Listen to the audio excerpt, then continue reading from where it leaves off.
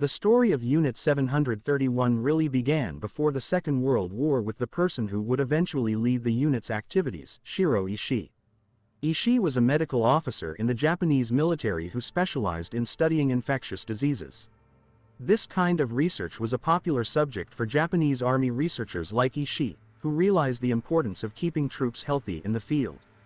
But Ishii also realized that infectious diseases could be turned against an enemy's troops and began to advocate that the military look into developing biological weapons. In 1930, Ishii petitioned the government for funding to form a research team that would study the effects of pandemic diseases. The government agreed and Ishii began work at the Epidemic Prevention Research Laboratory, where he claimed publicly to be working on ways to protect Japanese troops from diseases. This was actually true in one sense. Much of Ishii's work was dedicated to researching effective ways to treat and prevent infectious diseases. However, Ishii's actual intentions were always far darker. He wanted to learn which diseases would be the best candidate for weaponization. With the permission of his direct superiors in the military, Ishii began to look for ways to turn his knowledge of preventing diseases towards finding ways to spread them. Ishii began testing various diseases on animals to see which spread quickly and killed efficiently in the hopes of finding the perfect biological weapon. However, Ishii felt that what he really needed to achieve his goal were human subjects. Because his research unit operated in Tokyo, ethical concerns and fears of containing the diseases he was testing prevented him from acquiring these subjects. However, events would soon provide him with the opportunity he needed. In 1931, a Japanese military officer placed dynamite near the tracks of a Japanese-owned railway line in the region of Manchuria in northeast China. The resulting explosion did little actual damage, but officers in the Japanese army seized the opportunity and blamed Chinese saboteurs for the attack that they themselves had engineered. Using the event as a pretext, they launched an invasion, quickly taking control of the region from the Chinese. The Chinese government, which didn't want a war with Japan, offered little resistance and Japan set up a puppet government under the last Qing Emperor of China, Puyi. Shiro Ishii recognized the opportunity to collect subjects from the civilian population of Manchuria and moved to Zongma Fortress near the city of Harbin in Manchuria. There, Ishii organized a secret research group called the Togo Unit, and began his research in earnest. During the occupation, the Japanese army and secret police frequently arrested Chinese civilians and resistance fighters, as well as common criminals. Many of these prisoners ended up in Zongma Fortress, where they fell under the control of Ishii and the Togo Unit. Ishii began to test the effects of various diseases on his human subjects. Under the guise of giving them vaccines, prisoners were injected with different bacteria or viruses to see how long it took for them to become infected. After the infection set in, the prisoners were monitored to see how the disease developed compared to other prisoners.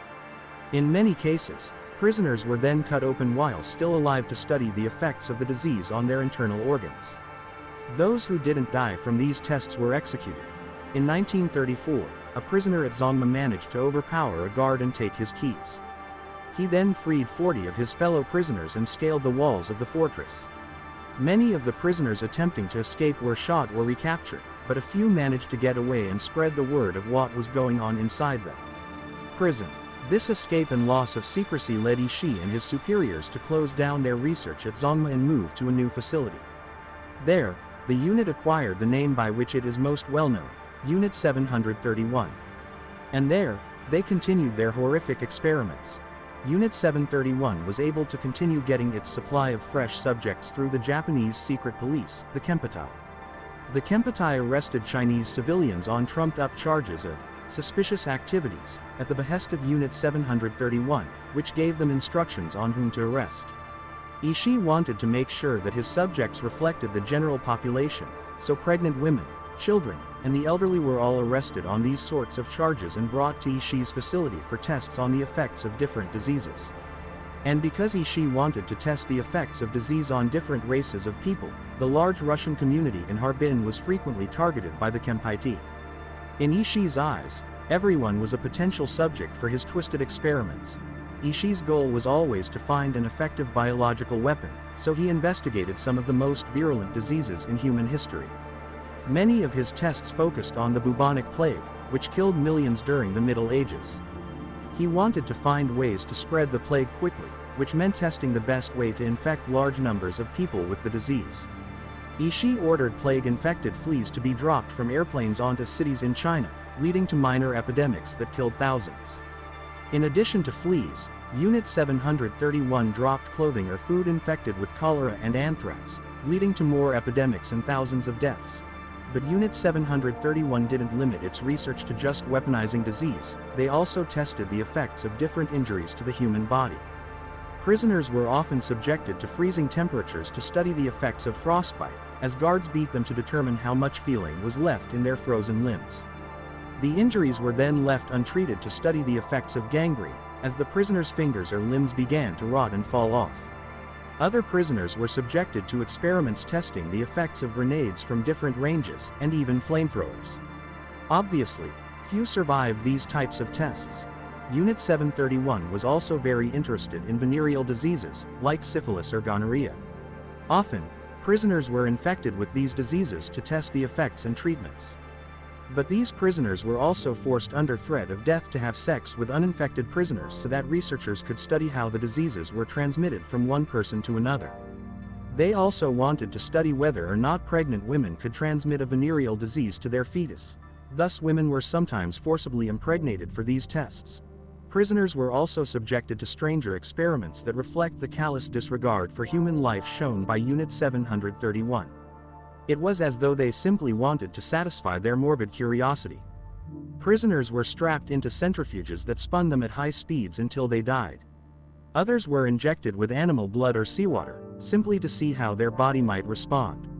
Still, others were bombarded with X-rays to study the effects of radiation.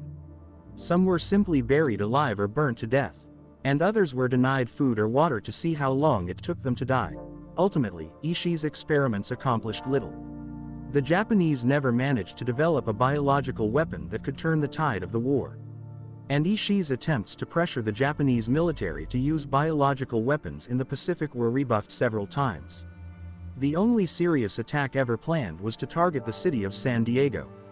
However, this last desperate plan was aborted due to Japan's surrender in 1945. After the surrender, Ishii was granted immunity by the American occupation forces in exchange for handing over his research. Ishii never stood trial for his crimes and lived out the rest of his days in Japan before dying of throat cancer years later. The fact that Ishii and other members of Unit 731 escaped prosecution truly rank among the worst failures of justice in history.